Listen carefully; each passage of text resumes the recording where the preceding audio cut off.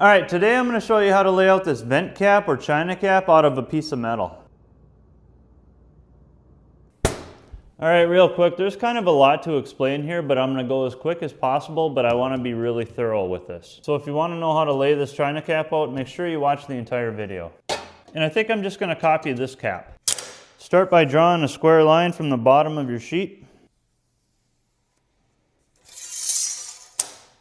Next, I'm going to draw on my pipe. I'm marking 2.5 inches on each side because I have a 5-inch pipe. I'm going to make this about 2 inches tall.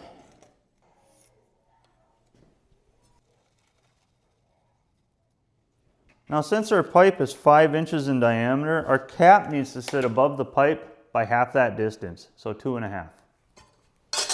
So we're going to mark 2.5. Connect those lines. Now this line is the bottom of our cap and it's twice the diameter of our pipe, so 10 inches. So I'm going to mark 5 inches on each side of this vertical line.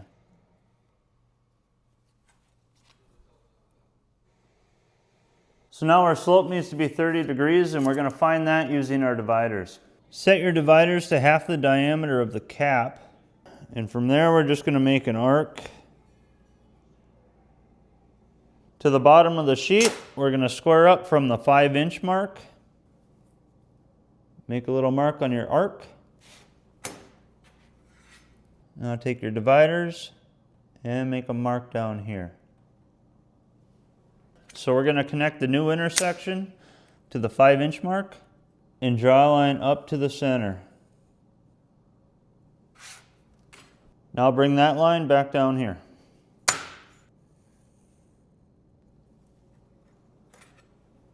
Now everything on here is true length and we're going to draw on these standoffs next. Now we're going to 90 down from this slope to our pipe.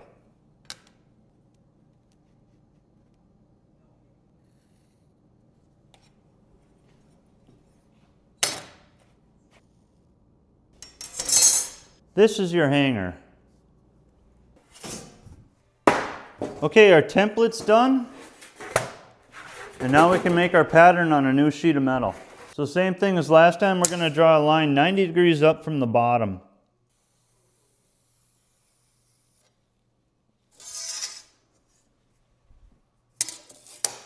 And then we're going to copy the measurements from our drawing onto our new sheet of metal. First thing we copy is the length of our slope. Pick a point on the middle of your line and draw a complete circle.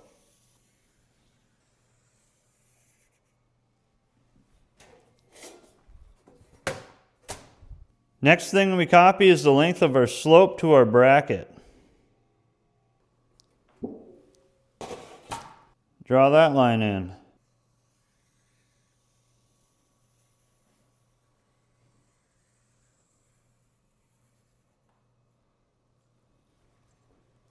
This is just a reference point. And make sure you know exactly where the center of your circle is. Now we need to remove some of this material so that we can form it. So we're going to take a piece out of the pie. Remember that arc that we swung to get our 30 degrees? We're going to measure from that point to our peak and then multiply that by 6.28. So when I measure that, I get about 3/4 of an inch. If I take that number and I times it by 6.28, I get 4.71. We're going to divide that by 2, and we get about 2 3/8. Now for my outer circle, I'm going to measure 2 3/8. Make a mark. Make a mark.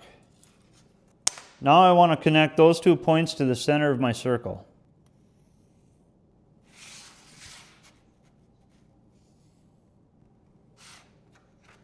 And on this side, I'm going to leave a 1/2-inch tab for rivets.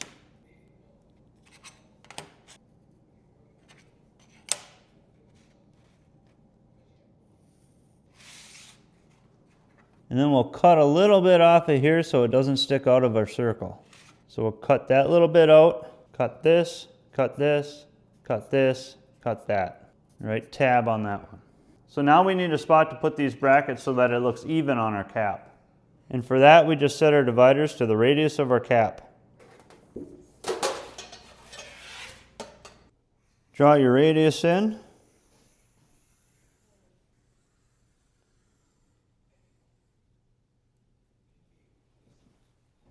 Place the dividers on our 90-degree mark. And just walk around the circle.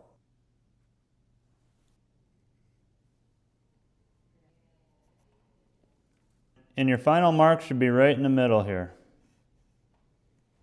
1 hanger, 2 hangers, and 3 hangers. Now we're going to cut the outside circle out.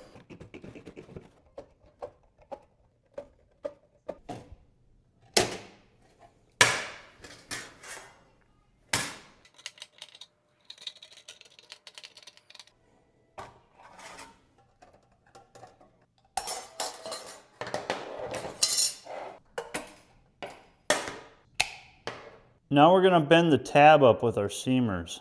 We just want to give it a slight kick. Nothing crazy. Now I'm going to put the center of our cutout on the edge of our pipe and lightly form the outside edges around the pipe, pushing very lightly. I don't have a roll, so this is what I have to do. Luckily it's only 24 gauge, so it's not bad. I don't want to push too hard, otherwise you'll see a crease. Now that our piece has taken shape, we should be able to just pull it together by hand. So now I can just pull my piece together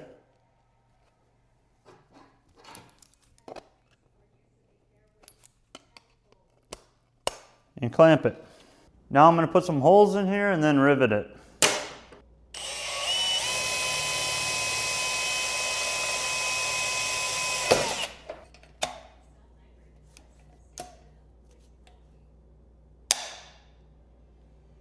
And so this is what it's going to look like when it's all said and done. If we did everything correctly, it should measure 10 across.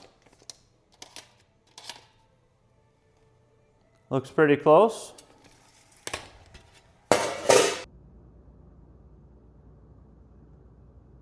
So these brackets are pretty self-explanatory. We have the 3 locations marked out on the bottom where they go. 1 here, 1 here, and 1 here. Your bracket sits here, here, and here. So it comes down on the pipe maybe 1 inch or whatever you like. This is true length. So all you need is this measurement and this measurement.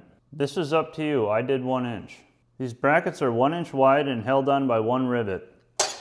I'd put 1 on here, but I used my last 3 rivets. All right, thanks for watching. Sorry if it was a little long, and that's it for this one. I'll see you on the next.